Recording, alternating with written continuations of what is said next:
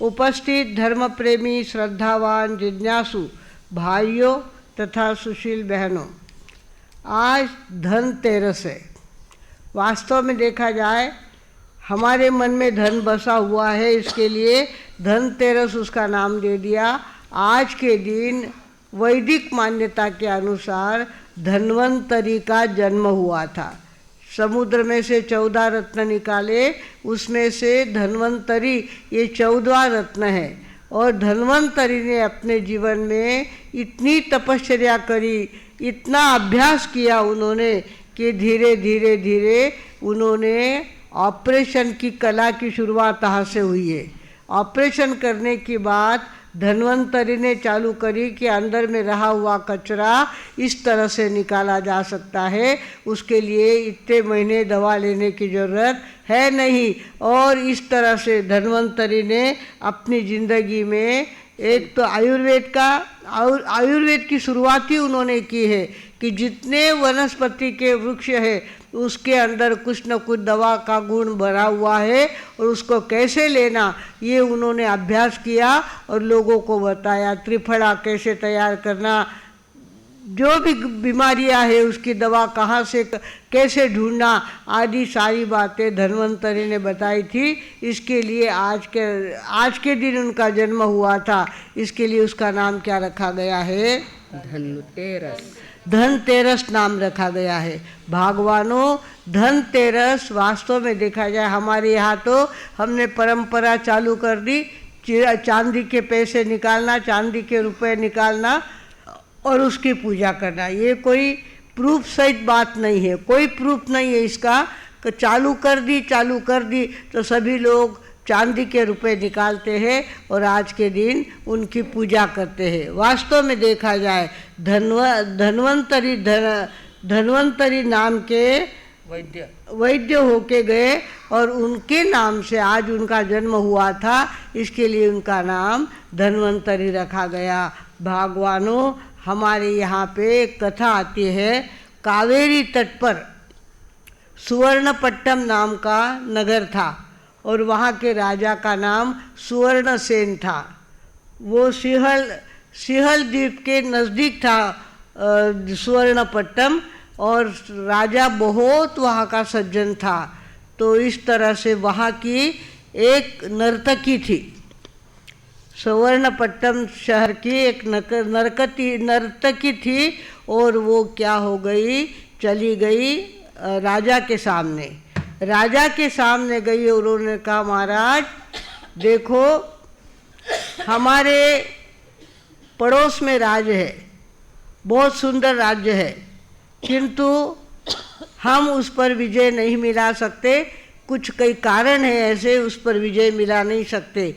पर मैं ये काम करने वाली हूँ, मैं वहाँ जाऊँगी और 3 सवाल पूछूँगी। 3 सवाल का जवाब उन्होंने दिया तो मैं उनके यहाँ रहना चालू कर दूँगी और उनके यहाँ नर्तन करना शुरू कर दूँगी। और अगर उन्होंने 3 जवाब नहीं दिए तो उनको अपना राज हारना पड़ेगा। सुवर्णपट्टम राजा को ये बात बहुत पसंद आई और वो नर्तकी थी सिंहल द्वीप की नर्तकी आई और उसने क्या किया, इतना सुंदर नृत्य पहले किया और कहा कि देखो मेरा नृत्य मैं आप लोगों को बताना चाहती हूँ, आप सबको बुलाइए। सारे राजा महाराजा प्रजा सारे लोग वहाँ इकट्ठे हो गए। अरे ऐसे सिंहल द्वीप की नर्तकी आई है, बहुत सुंदर नृत्य करती है, नृत्य देखने के लिए जाना है। तो वो नृत्य के लिए इतनी भीड़ वहाँ पे इकट्ठी हो गई और उसने अपना नृत्य चालू किया, सूचिका नृत्य यानी नीचे सारी सुइयाँ बिछी हुई है और उसके ऊपर पंखे जैसी स्पीड से नाच करना और अपना अंगूठा अपनी किसी भी पैर में जख्म नहीं होने देना। इतना बढ़िया नृत्य उसने किया और राजा देख करके एकदम प्रसन्न हो गया। अरे बाप रे, एक लड़की इतना काम कर सकती है, इतना सुंदर नृत्य बना सकती है। और इस तरह से सारे लोग वाह वाह वाह वाह करने लग गए। ऐसे उसने कई नृत्य वहाँ पे बताए और आखिर कहा, सुंदरी बोलो तुम्हें क्या चाहिए। क्या चाहिए ये कहो। तो उसने कहा देखो मुझे कुछ नहीं चाहिए, मेरे 3 सवालों के जवाब आप देंगे तो मैं आपकी हो जाऊंगी, और आप अगर 3 सवालों के जवाब नहीं दिए तो आपको अपना राज्य हारना पड़ेगा और हमारे राजा को अपना राज्य देना पड़ेगा। अब कठिन समस्या थी, बहुत बड़ी कठिन समस्या थी, और किस तरह से उसको ना कहे। तो राजा ने कहा ठीक है, तुम्हारा चैलेंज हमको स्वीकार है, हम 3 सवाल के जवाब देंगे और जैसा भी होगा तो हम प्रयत्न करेंगे। इस तरह से वो प्रवीणा नाम की नर्तकी थी, इतना सुंदर कटाक्ष करती थी, इतना उसका रूप इतना सुंदर था, दिखने में इतनी सुंदर थी और होशियार इतनी ज़्यादा थी। उसने कहा राजन, पहला मेरा सवाल है कि सबसे ज़्यादा खाद्य पदार्थ कौन सा अच्छा है, कौन सा खाद्य पदार्थ अच्छा है, इसका जवाब मुझे आपको देना है। हमारे यहाँ बड़े बूढ़े लोगों को सम्मान देने की पद्धति चली गई है, और जिस कारण से हमारे यहाँ पर बड़ों का अवमान होता है और उनको वृद्धाश्रम में रखा जाता है। बहू के कहने से बेटा क्या करता है, माँ को वृद्धाश्रम में रख देता है, पिता को वृद्धाश्रम में रख देता है, और बुढ़ापे में खाली अपने लोग नज़दीक चाहिए होते हैं, अपने लोगों के साथ रहना पसंद आता है, पोता पोती को खिलाना पसंद आता है, उनको छुड़वा कर उनको वृद्धाश्रम में रख देते हैं। पहले ऐसे नहीं था। हमारे सुवर्णपट्टम के राजा बड़े बूढ़े लोगों को बहुत संभालते थे, संभाल कर रखते थे, कहते थे आपसे काम नहीं होता है तो काम मत करो, आप बैठे रहो और सारे दास दासी आपकी सेवा करेंगे, किंतु आपको हमारे राज में रहना है, हमारे राज की सेवा आपको लेना है। इतनी सारी भीड़ इकट्ठी हुई थी नृत्य देखने के लिए। उसमें एक थे विवेक पाणी नाम के बूढ़े व्यक्ति थे, बूढ़े थे, 90 के आगे उनकी उम्र चली गई थी। वो भी काठी लकड़ी टेकते टेकते वहाँ पे पहुँचे थे। राजा ने बुलाया था तो वे भी वहाँ पे गए थे। सबको उसने सवाल कौन सा पूछा, सबसे श्रेष्ठ खाद्य पदार्थ कौन सा है। सारे एक दूसरे को देखने लग गए, क्या नाम ले, गुलाब जामुन नाम ले, जलेबी नाम ले, किसका नाम ले, पेड़े का नाम ले। इस तरह से एक दूसरे को पूछते थे, और पूछे के बाद अगर फेल हो गए तो नर्तकी के सामने हमको अपमानित होना पड़ेगा। विचार करते और चुप हो जाते, विचार करते और चुप हो जाते। मंत्री विवेक पाणी ने कहा राजन, अगर आपकी आज्ञा है तो मैं इसका जवाब देना चाहता हूँ। राजन ने कहा नेकी और पूछ पूछ क्या ज़रूरत है, आप जवाब दो, हम तो हमारे कान लालाई थे सुनने के लिए कि खाद्य पदार्थ कौन सा अच्छा है। और मंत्री विवेक पाणी लकड़ी के सहारे खड़े हुए और उन्होंने कहा राजा प्रवीणे, तुम्हारे राजा को कह देना सबसे श्रेष्ठ खाद्य दुनिया का है भूख। भूख लगने के बाद भूख न जाने जात न पात, भूख कुछ नहीं जानती, वो नहीं देखती रोटी ज्वार की है या बाजरे की है, गेहूँ की है, पूरी है या फलका है, कुछ भी देखती नहीं। एक बार भूख लगने के बाद फक्त देव माने घनी भूख लगी है। इस तरह से आदमी सबसे श्रेष्ठ दवा कौन सी, सबसे श्रेष्ठ खाद्य पदार्थ कौन सा है, भूख का लगना। भूख लगना बहुत बड़ी बात होती है। गुरु और शिष्य थे दोनों, और शिष्य को गुरु ने भेजा भिक्षा लाने के लिए। भिक्षा के लिए वो गया, लोगों के घर कुछ भी नहीं था। एक बाई के घर सूखी रोटी थी, रोटी भी ठंडी थी और वो भी सूखी हुई रोटी थी। बाई ने कहा ये है, अब उसने लेना, साधु है मना नहीं कर सकते, ले लिया। ले करके और गुरुदेव के पास आए, कहने लगे यहाँ गांव के लोग तो बहुत आलसी है, रसोई बनाते नहीं है, ऐसी सूखी रोटी मिली है। कहा इसको रख दे ऊपर फड़ी पे रख दे, छत पे छिके पे रख दे रोटी, फिर खाना, अभी नहीं खाना। और इस तरह से करते करते दोपहर के 2 बज गए। 2 बज गए, चेले को इतनी भूख लगी। उसने कहा वो गुरुदेव कब रोटी देंगे, कब रोटी देंगे? ऊपर रखने को बोल दिया आपने, मुझे वो रूखी सूखी रोटी भी चलेगी, पर आप मुझे वो दे दो, खाने की आज्ञा दो। और गुरुदेव ने कहा आप निकालो रोटी। रोटी निकाली है और पूछा कैसी लग रही है रोटी? बोले जलेबी से बढ़िया लग रही। बोली क्या कहा? सूखी रोटी। पहले तो भिक्षा में सूखी रोटी लाई और उसको 2 बजे तक ऊपर रखी। उसके बाद उसमें इतना रस पैदा हो गया उसके मुंह में, उसने कहा जलेबी से सुंदर भी ये रोटी मुझे लग रही, इतनी मीठी लग रही है। इतना मीठापन इसके अंदर आ गया है, कैसे आ गया? आपने क्या जादू किया? बोले मैंने कोई जादू नहीं किया, तेरी भूख ने जादू किया है। तुझे भूख इतनी ज़्यादा लगी है कि वो रोटी भी तुझे जलेबी जैसी लग रही है। भगवानों, भूख सबसे बड़ा खाद्य पदार्थ है। वो भूख लगने के बाद हम लोगों विहार करके जाते हैं, 10-10, 15-15 किलोमीटर चल के जाते हैं। ऐसी भूख लगती है, रास्ते पे रोटियों के सेकने की सुगंध आने लगती है हमको। देखो आटे गरम रोटियाँ हुई रही, बोले क्या घरे गरम रोटियाँ हुई रही है। अरे थाने भूख लगी है थे क्या नहीं? मैंने कहा देखो थे थाने ठिकाने जाओ और थाने जिसी रोटी मिले उसे लेने आओ। भगवानों, इस तरह से भूख लगने के बाद सूखी रोटी भी कैसी लगती है? जलेबी जैसी लगती है एकदम से। राजा ने नर्तकी ने कहा राजन ये जवाब तो आपने सही दिया है, आपके मंत्री विवेक पानी ने जवाब सही दिया है। मेरे राजा को मैं जाके कहूँगी कि पहला जवाब उन्होंने बहुत अच्छा मिला।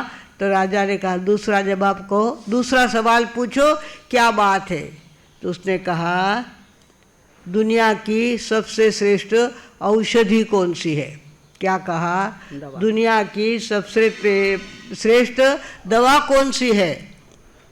सारे एक दूसरे का मुंह देखने लग गए। दवा तो 1756 होती है, कौन सी दवा का नाम ले, किस दवा का नाम ले? और हमारी परीक्षा हो रही है इसके अंदर, हम क्या करें?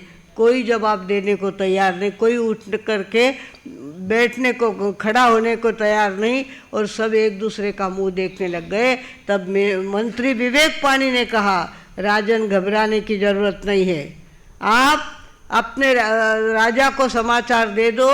प्रवीणा को कहा समाचार दे देते राजा को कि सबसे श्रेष्ठ दवा है डायग्नोसिस, निदान। बीमारी कौन सी है, बुखार कौन सा आ रहा है, टाइफाइड का है या वायरल है या कौन सा बुखार है, ये पता चलने के बाद दवा देना तो आसान बात है, पर पहले क्या हो जाना चाहिए? डायग्नोसिस होना चाहिए, उसका निदान होना चाहिए। निदान होने के बाद दवा बराबर दी जा सकती है। इस तरह से डायग्नोसिस का जवाब सुना और प्रवीणा एकदम ठंडी हो गई, कहने लगी आपके राज्य में ऐसे वृद्ध लोग संभाल के रखे आपने, जो उनके पास इतना अनुभव है और अनुभव के बाद इतनी सुंदर जवाब देते हैं, वो धन्य है आपका राज्य और आपकी प्रजा। इस तरह से प्रवीणा ने दूसरे जवाब में भी संतोष माना और फिर उसने कहा आप बताओ तीसरे सवाल का जवाब मुझे आपकी तरफ से चाहिए। और तीसरे सवाल का जवाब आपने बराबर दे दिया तो मैं हमेशा के लिए आपकी सेवा में, आपका मनोरंजन करने के लिए यहाँ पे रह जाऊँगी। और तीसरा सवाल उसने सभा में फेंका, उसने कहा बोलो प्रजाजनों, दुनिया की सबसे श्रेष्ठ संपत्ति कौन सी है? क्या पूछा? दुनिया की सबसे श्रेष्ठ संपत्ति कौन सी है? अब हीरे का नाम ले या मोती का नाम ले या सोने का नाम ले, किसका नाम ले? संपत्ति कौन सी होती है और किस तरह से संपत्ति को हम संपत्ति का रूप दे सकते हैं? तब आखिर कोई जवाब देने को तैयार नहीं। मंत्री विवेक पानी ने जवाब दिया जाकर तुम्हारे राजा को कह दो दुनिया की सबसे श्रेष्ठ संपत्ति है स्वास्थ्य। पहलो सुख निरोगी काया, दूजो सुख घर में माया, तीजो सुख सुशीला नारी और चौथो सुख पुत्र आज्ञाकारी। ये सबसे श्रेष्ठ सुख कौन सा है? निरोगी काया, कुछ भी मेरा दुखता नहीं है, ये सबसे बड़ी बात होती है। और आदमी को चाहिए कि वो अपने जीवन में स्वास्थ्य को संभाले। स्वास्थ्य को संभालने के लिए जीभ संभालनी पड़ेगी। अब दिवाली का दिन आया है, घर में फराठा डब्बा भरेड़ा है, खावने बैठा, चकलिया कितनी खावनी और कोई ध्यान रखो नहीं, इतनी सारी चकलिया खाई ली, इतनी सारी चरखी पुड़िया खाई ली, इतनी सारी करंजा खाई ली, પછી पेट कई हुई ला। पेट तो एक मशीन है और मशीन को व्यवस्थित चलाओ तो व्यवस्थित चलती है, और चाहे जैसा खाओ तो उसको बिगड़ने में देर नहीं लगती। પછી કઈ કહો ને દિવાળી કરું મારો તબિયત ચોખ્ખી નહીં રહે, દિવાળી કરું મારી તબિયત बिगड़ गई, दिवाली करनी क्यों तबीयत बिगड़ी? डब्बा भरेड़ा होता घर में और खावता बैठा थे, थारे कोई केवन वालो न तो कि आबे बंद कर केवन वालो कोई न तो ते खावता ज गया, तबीयत बिगड़ी नहीं तो कहीं हुई ला। तो सबसे बड़ा स्वास्थ्य, दुनिया की सबसे बड़ी संपत्ति कौन सी है? स्वास्थ्य। तबीयत को अच्छा रखना ये बहुत बड़ी बात है। अनुभवी लोग ध्यान रखते हैं। आम के दिन आए हैं तो 2 रोटी कम खानी चाहिए, तो 2 रोटी ज़्यादा खाते हैं। आम रस के साथ 2 रोटी ज़्यादा खाते हैं और फिर पेट में भारी हो जाता है, डाइजेशन नहीं होता और उसके कारण से तबीयत बिगड़ती है। भगवानों, तबीयत अगर व्यवस्थित रखना है तो खान पान का ध्यान अगर हम रखेंगे तो हमारी तबीयत अच्छी होगी। इस तरह से जब सवाल के जवाब तीनों व्यवस्थित उस राज्य में मिले तो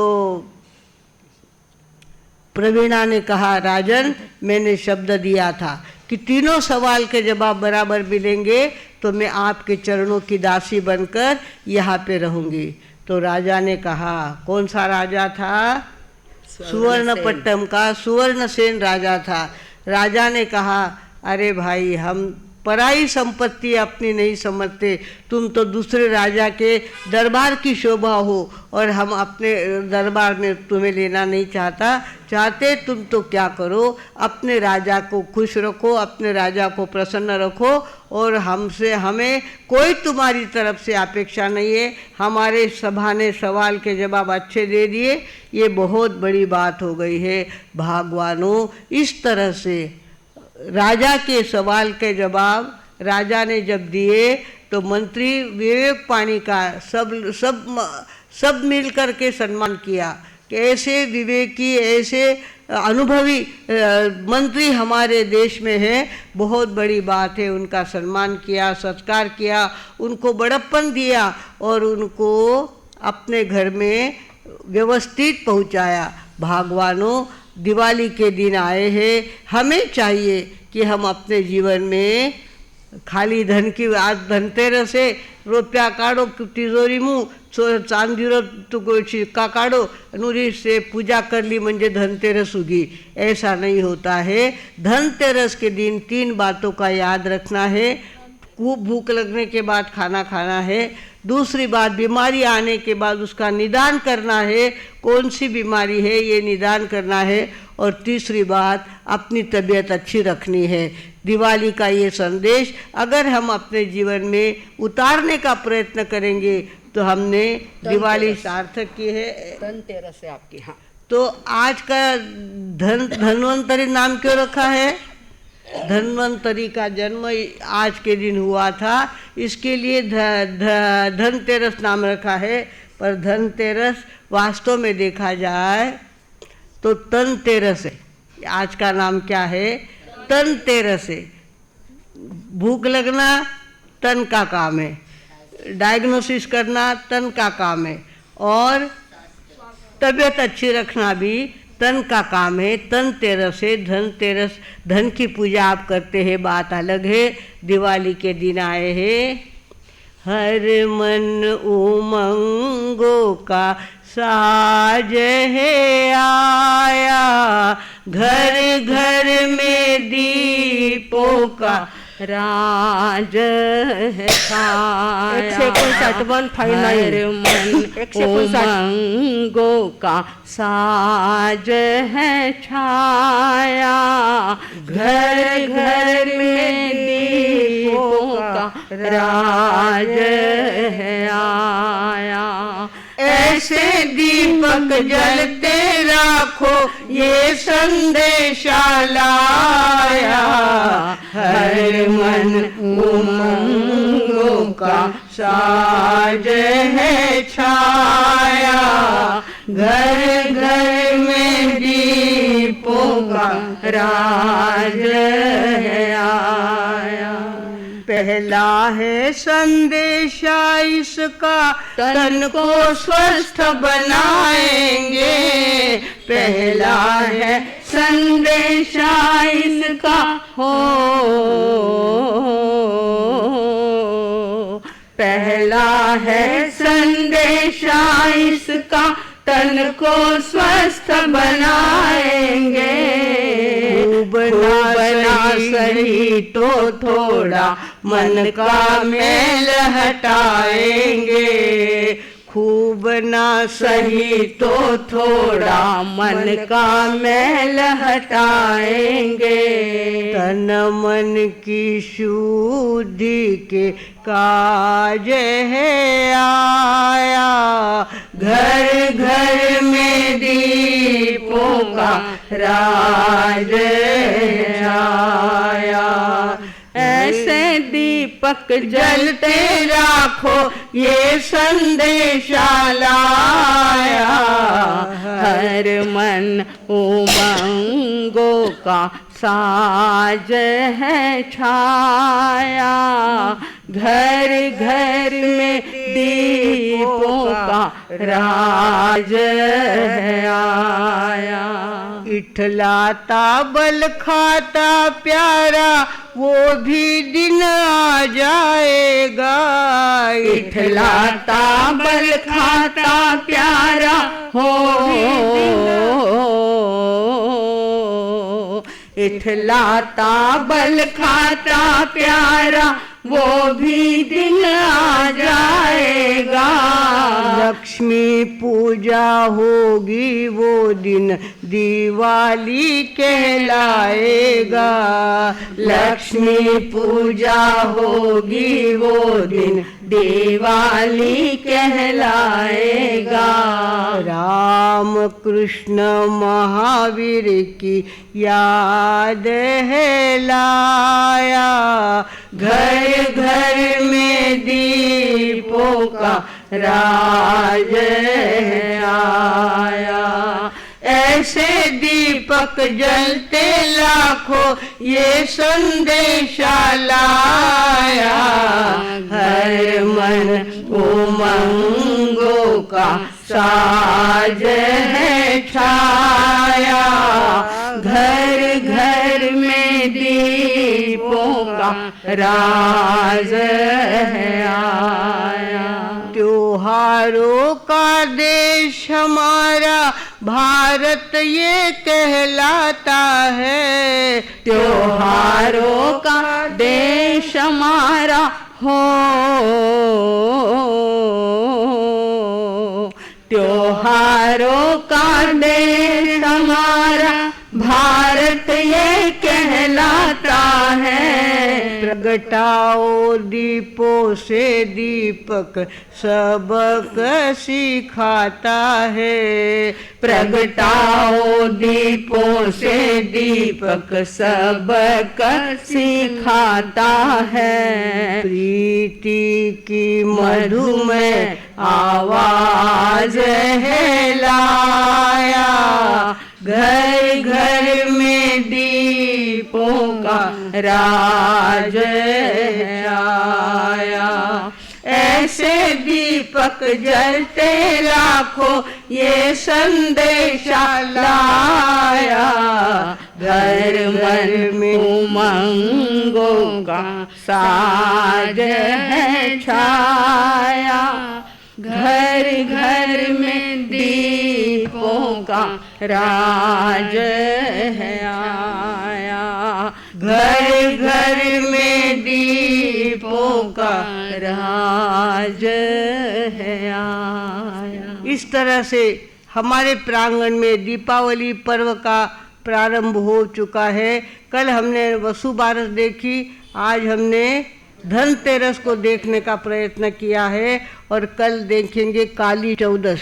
काली चौदस किस तरह से राक्षसी वृत्ति को किस तरह से हटाना होता है और दैविक शक्ति अपने जीवन में कैसे उतारना होती है, ये सारी बातें कल आपके सामने हम करने वाले हैं। उसके बाद दिवाली के दिन दिवाली का संदेश हम देने वाले हैं और दिवाली कैसे मनाई जाती है, लक्ष्मी कितने प्रकार की होती है, आदि सारी बातें आपको समझाने का हम प्रयास करने वाले हैं। भागवानों, दिवाली बहुत देर से आती है, 12 महीने के बाद आती है। रहती कितनी है? 5 दिन खाली। वसु बारस, धनतेरस, काली चौदस, दिवाली, पाड़वा और भाऊबीज। 6 दिन हम भाऊबीज महाराष्ट्र में रहते हैं, इसके लिए भाऊबीज का भी अपना एक महत्व हम बताने का प्रयत्न करते हैं। इस तरह से भगवानों 12 महीने में आती है और 6 दिन रह करके चली जाती है। दिवाली के आने के पहले हमारे घर घर में चर्चा चालू हो जाती है, शादी कब होने वाली है? दिवाली के बाद। ये काम कब होने वाला है? दिवाली के बाद। बिहार कब होने वाला है हमारा साहब का? दिवाली के बाद। हर बात दिवाली के बाद हम करते रहते हैं और दिवाली हमारा केंद्र बिंदु बन जाती है। दिवाली आई है फरार करनो, दिवाली आई है घर से सफाई करनी है, दिवाली आई है घर में व्यवस्थित सजावना हो। इस तरह से हम लोग दिवाली का स्वागत अपने ढंग से करते हैं। भगवानों, इस तरह से दिवाली हमारे जीवन में कब आती है?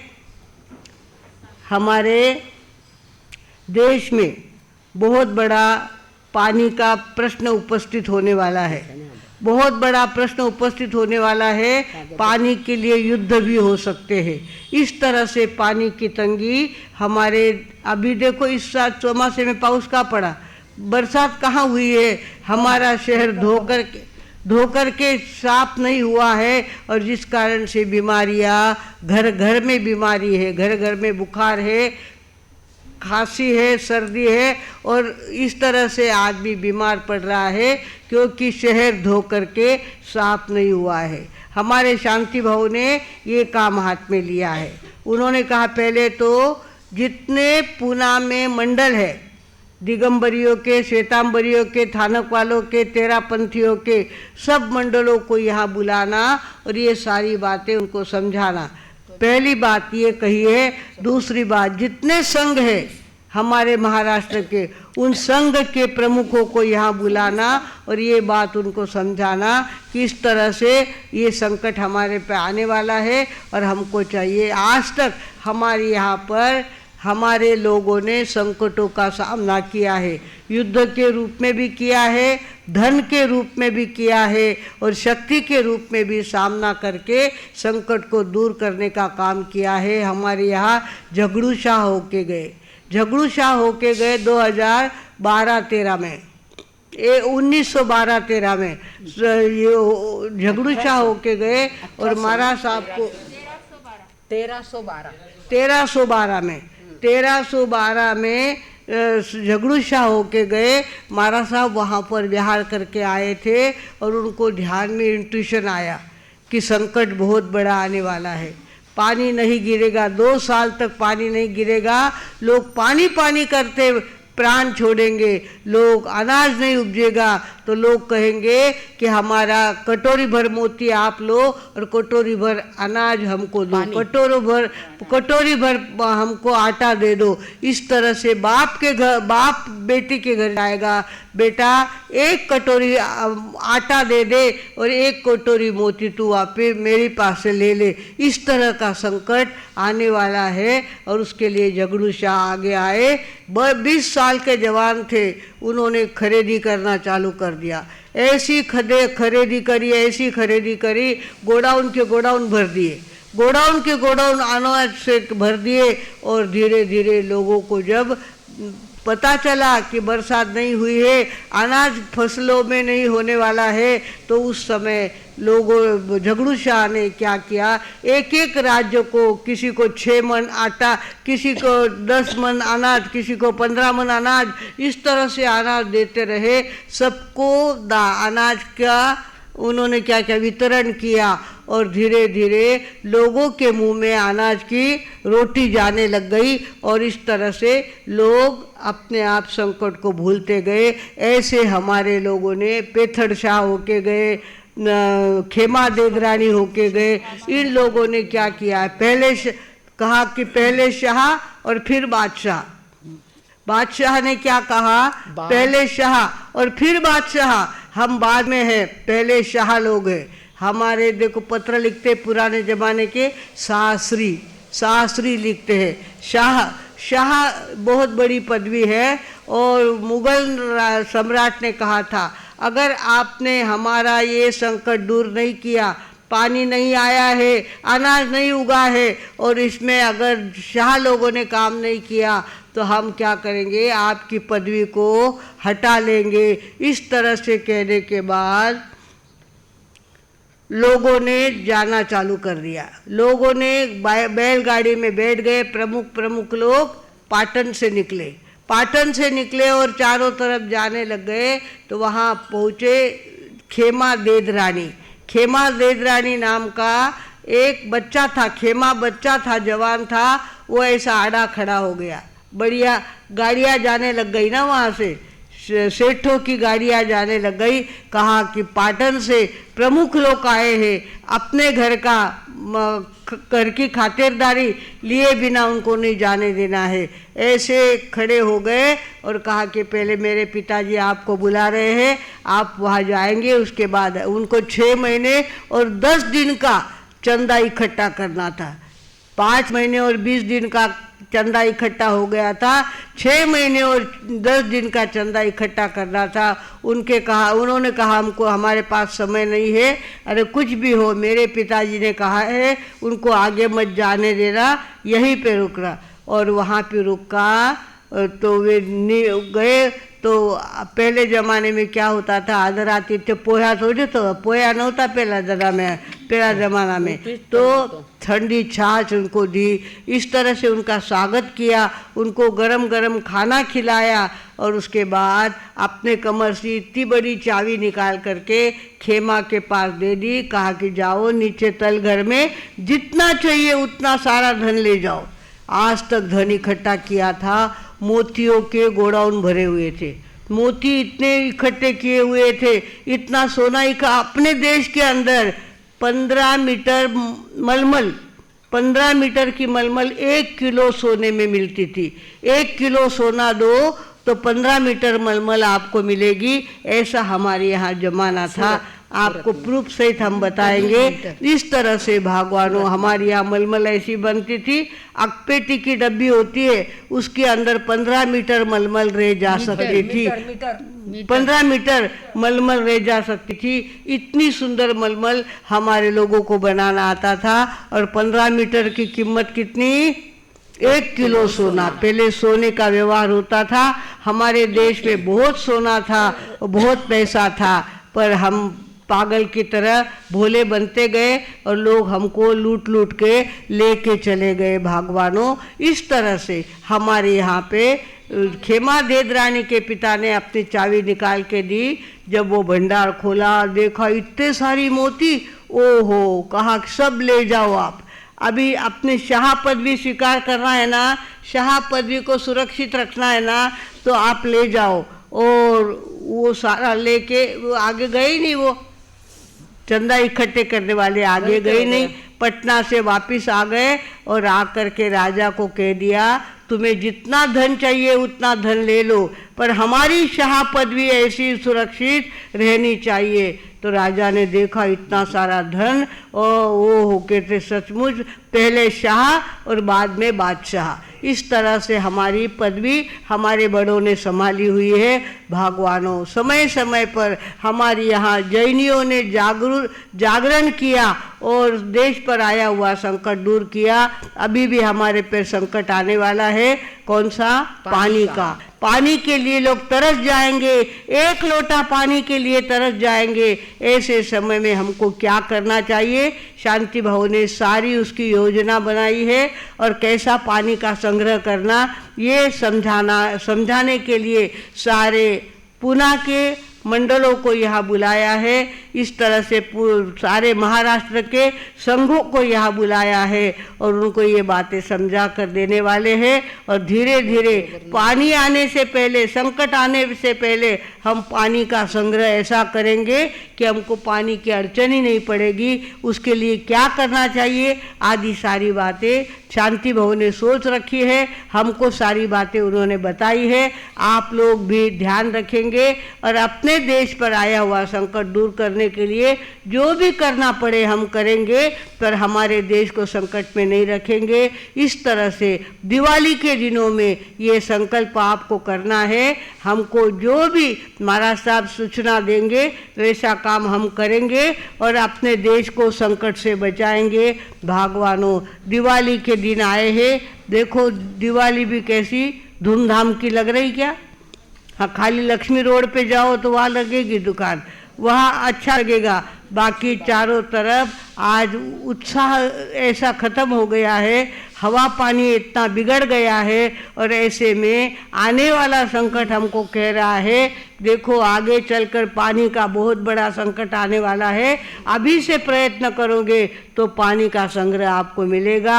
हम भी ये काम करेंगे, अपने देश की सेवा करेंगे और देश के लिए जो भी ज़रूरत हो हम अपनी तरफ से सहयोग देंगे। ऐसा सभी ध्यान रख करके सच्ची दिवाली मनाने का ध्यान रखें। आगे चलकर प्रतिपदा आने वाली है। पाड़वा के दिन किस तरह से हमारे कौन सा हमारे साहब उनके नाना जी लवजी ऋषि जी महाराज साहब के नाना जी ने किस तरह से उनको संपत्ति का स्टॉक मिला, करोड़ों रुपए कैसे उनको मिले और किस तरह से उन्होंने प्रतिपदा मनाई, वो आपके सामने पाड़वे के दिन हम बताने वाले हैं। इस तरह से भगवानों, आज हमारे यहाँ देवेंद्र मुनि जी का जन्मदिन है, आचार्य श्री देवेंद्र मुनि जी महाराज साहब का जन्मदिन है। और हमारे इंद्र कौर जी महाराज साहब जो खास पुना के थे, पुना के लोगों को वे एकेरी भाषा में बोलते थे, विजयकांत जी को विजू कहते थे। वो इस तरह से बहुत पुराने 90 साल के होके तो वो स्वर्गवासी हुए, उससे पहले पुना में ज़्यादा रहे। आज उनका भी जन्मदिन है और हमारे देवेंद्र मुनि जी महाराज साहब, आचार्य पूज्य श्री देवेंद्र मुनि जी महाराज साहब, इनका भी जन्मदिन है। उनके जन्मदिन के उपलक्ष्य में हम अपनी तरफ से अंतःकरण की श्रद्धा को व्यक्त करेंगे, उनको नमस्कार करेंगे, उनको गुणों को याद करेंगे और अपना कर्तव्य पूरा निभाएंगे। इस तरह से भगवानों, आज का दिन हमारे लिए बहुत बड़ा है। एक तो धनतेरस है, दूसरी बात जन्मदिन है और तीसरी बात संकट से कैसे मुक्त होना, इसकी प्रेरणा हमको लेना है। इस तरह से अगर हम जागरूक रहेंगे, देश के काम में आएंगे, समाज के काम में आएंगे, धर्म के काम में आएंगे, तो निश्चित रूप से इस जीवन में तो शांति मिलेगी ही, अगले जीवन में भी अनंत सुख मिले बिना नहीं रहेगा। हमारे जल के संकट के लिए 8 आचार्यों ने हाँ भर दी है, दिगंबर आचार्यों ने। वे आचार्य ऐसे है, वो विद्यासागर जी महाराज साहब, विद्यासागर जी महाराज साहब के दर्शन के लिए प्रधानमंत्री गए तो उन्होंने गर्दन भी ऊंची नहीं करी, ऊंची गर्दन नहीं करी। तब डॉक्टर गंगवाल ने कहा, भगवान ये तो शाकाहारी है, ये बहुत देश की सेवा को मानने वाले हैं, बहुत अच्छे अच्छे काम करने वाले हैं, अहिंसा का प्रचार करने वाले हैं। तब उन्होंने अपना एक पैर आगे किया, एक पैर की सेवा हमारे नरेंद्र मोदी ने उनकी की, उनके चरणों में अपना मस्तक रखा, उनकी भक्ति करके गए यहाँ से। इस तरह से 8 आचार्यों ने शांति भाव को होकार दिया है कि आप जो कहेंगे वो काम हम करेंगे, पर देश पे संकट नहीं आने देंगे। इस तरह से हमको भी तैयार रहना है और अपने देश को संकट से बचाने का ध्यान रखना है। सभी ध्यान रखेंगे, प्रचार प्रसार करेंगे और लोगों को इस अभियान में अपनी तरफ से खड़ा करेंगे। ऐसा विश्वास रख के अब मैं विराम लेती हूँ। ओम शांति।